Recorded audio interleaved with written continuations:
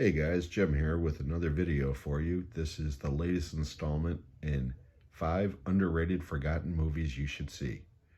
But before we begin, if you like this content, if you like this video, and most importantly at all, if you want me to continue this type of material, then please, at the end of the video, leave me a thumbs up, a possible subscribe, and most importantly, leave comments. The only way I can improve my content is by hearing from you. So we're going to start like we always do. These are in alphabetical order. They're from assorted genres, and we really have quite the variety this time. We've got a movie from the 70s, one from the 80s, two from the 90s, and one from the teens. So without further ado, we're going to begin with the one from the 70s, Day of the Dolphin, directed by Mike Nichols and starring George C. Scott, among others. This is kind of a weird movie, but it's really good. It's a science fiction thriller, but it's not, by science fiction, that's using the term loosely. You can look at the synopsis there. But this is one of those movies from my childhood that my older brother Greg especially, he really loved this movie when we were kids.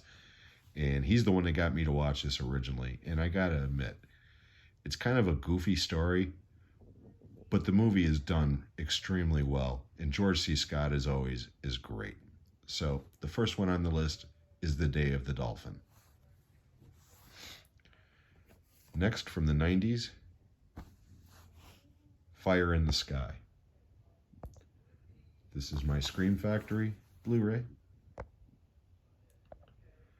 This is a thriller. I wouldn't call it a horror movie, although there is one scene in particular that is horrific as hell and is nightmare fuel. This movie came out in 1993, directed by Robert Lieberman, and it does have a killer cast. This is a UFO abduction movie. And again, it's more of a suspense drama, but it does have a couple of scenes that are just absolutely creepy on a whole different level. And great performances across the board from all of the actors. So, the number 2 selection this week, Fire in the Sky. Next, another movie from the 90s, The Hard Way, directed by John Badham, starring Michael J. Fox, James Woods, Annabella Sciorra, and Stephen Lang. There's the synopsis. This is basically a buddy cop spoof with a lot of jabs at Hollywood thrown in.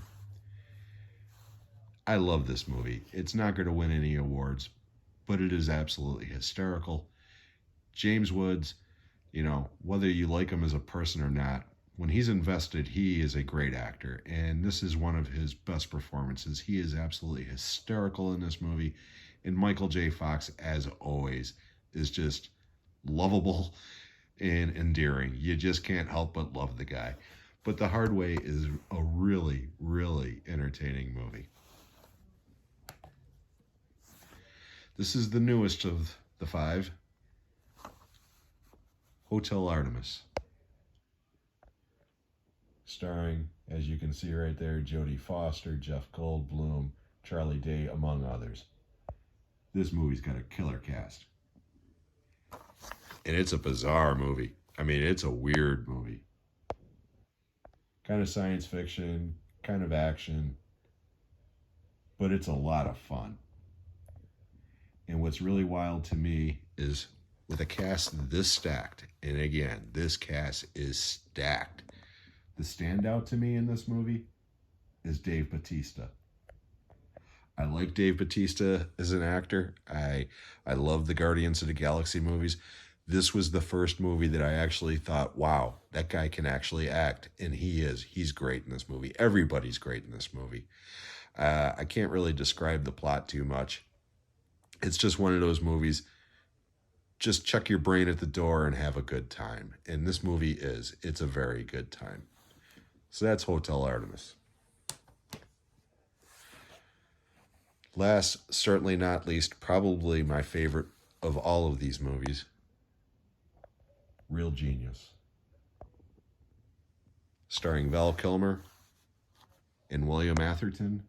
If you don't know who William Atherton is, he was the asshole in Ghostbusters and the asshole in Die Hard, and he's the asshole in this movie.